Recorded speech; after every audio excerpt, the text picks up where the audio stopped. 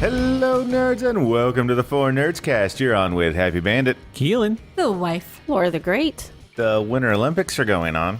They are. Yeah, if I had TV. I've caught it at several restaurants. Yeah, lately. I've not seen And at work. hardly any. Yeah. So let's talk about it.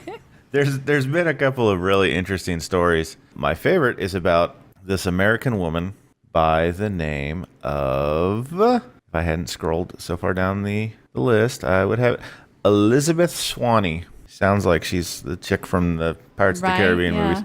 But she, for lack of a better word, gamed the system. Okay. Gamed. Yeah. Gamed the system. Because of her maternal grandparents, she is competing for Hungary Oh, interesting. in Okay. the downhill skiing halfpipe. Oh, wow. Nice. She proceeded in her run to go down, ski to one side, ski to the other, and just back and forth the whole way. Didn't do a single trick the whole time. Really? Oh, my gosh. Yep. She Finished simply did not fall down.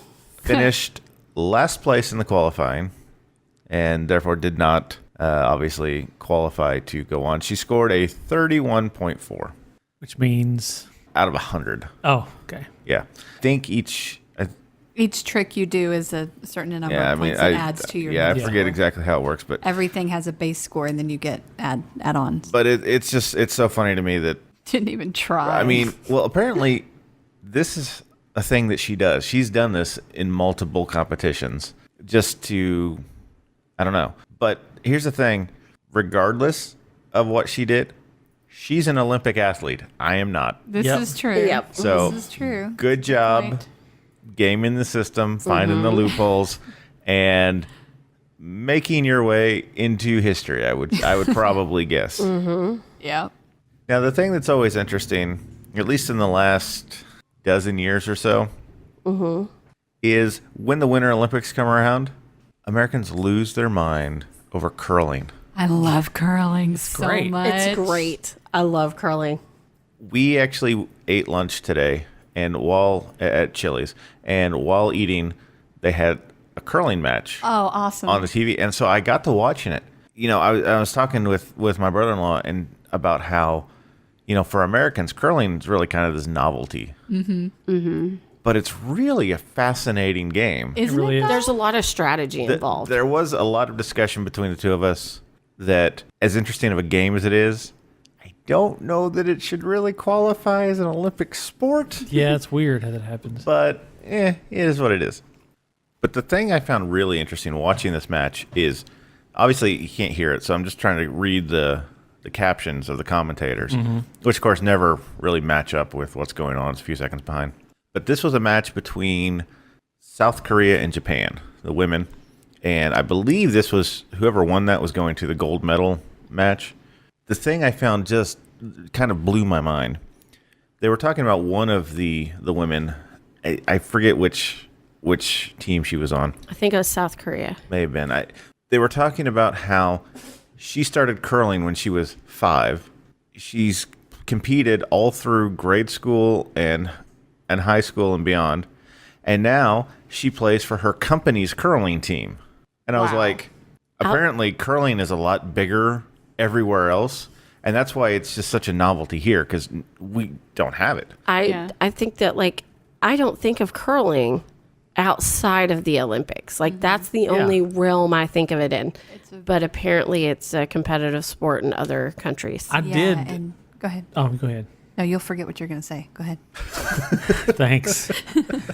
I saw a video this week on the science behind curling. And there's actually a curling, I don't know, league, I guess, in America. And it's I think it's in Pennsylvania or somewhere. But anyway, Got to be somewhere there's ice. yeah, well, they Not do it Texas. inside the hockey rings. Yeah.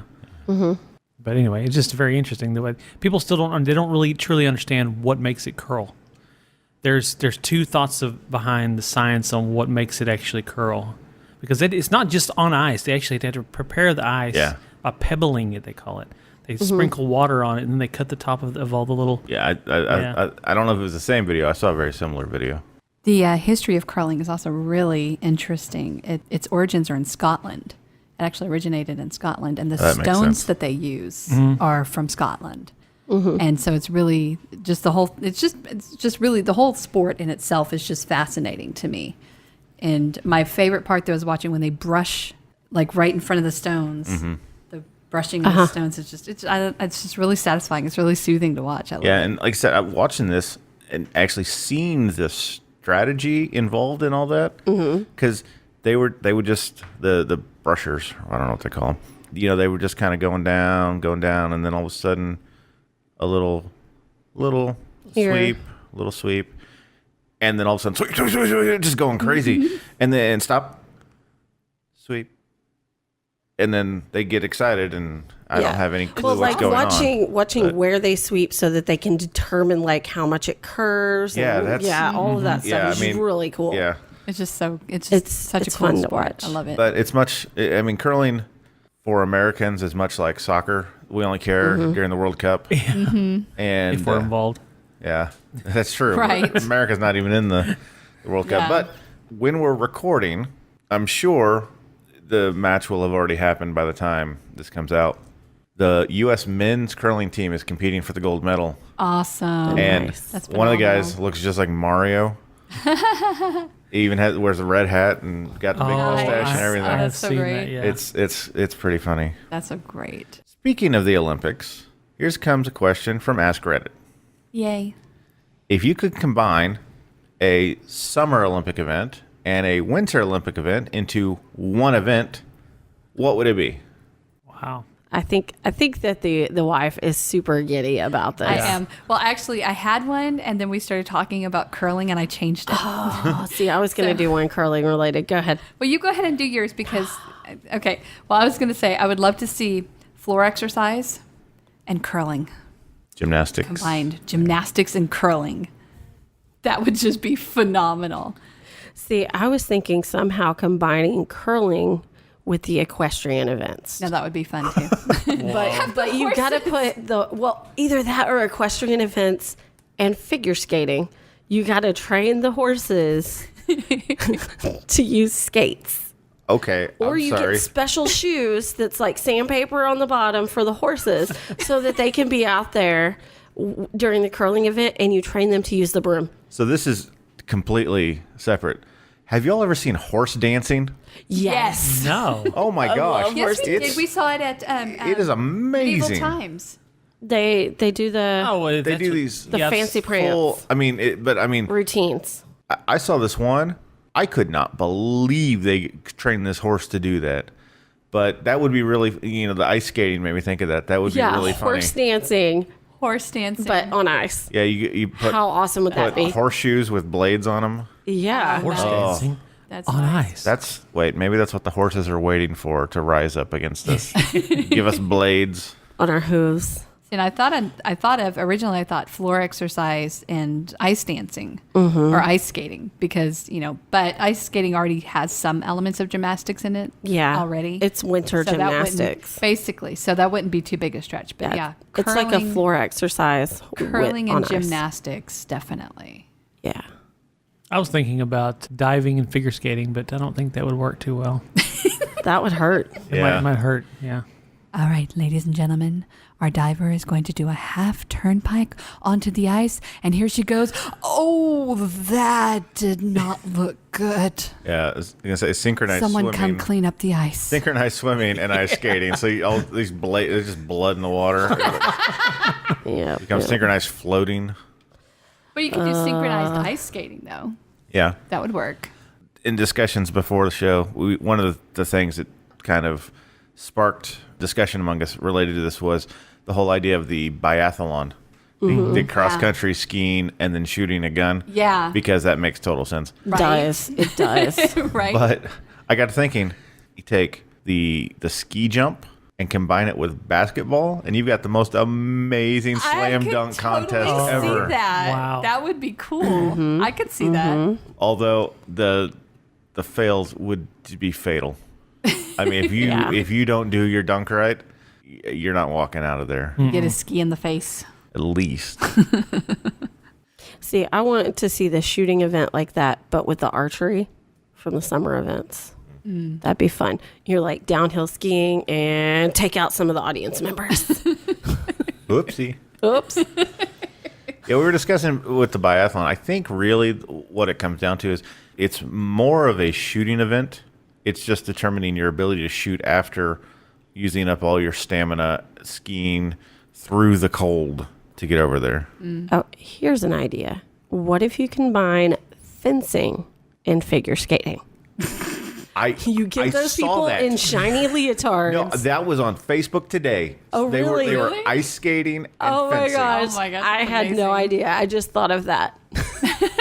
Well, How funny would it be? So did somebody else. Well, you probably could have had a face-off between Tanya Harding and I can't remember Kerrigan. Nancy Kerrigan. You know, pre-knee bashing. What about powerlifting and snowboarding? Somebody's going to have a bad time. Yeah. Yeah. Yeah, you're just trying to think of ways to hurt people now. Yeah, I am.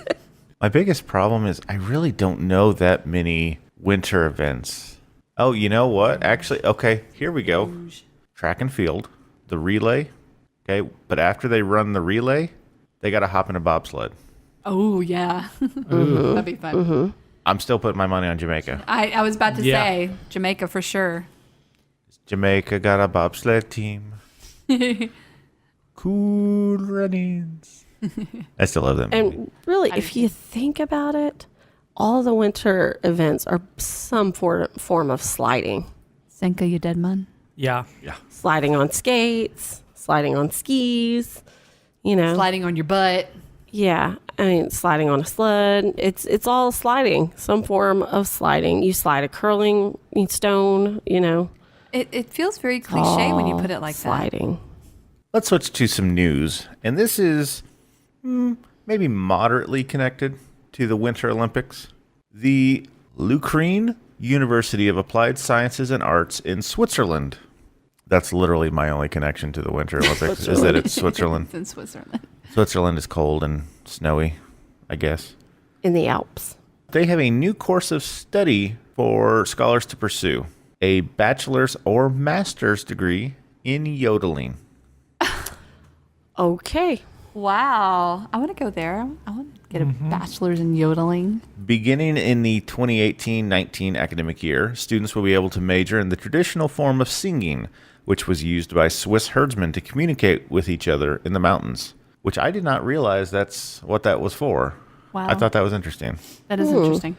But the BBC reported that prize-winning yodeler, just let that phrase sink into your mind for a moment, Nadja Ross will lead the courses, which will also include musical theory and history.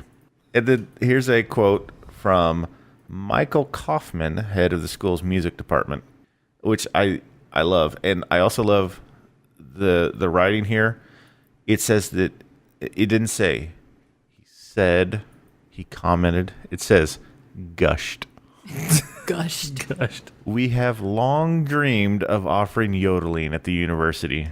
Wait, this was a long dream? Apparently so. See, you can get a degree here in the States in music and do your degree in music with voice. Yes.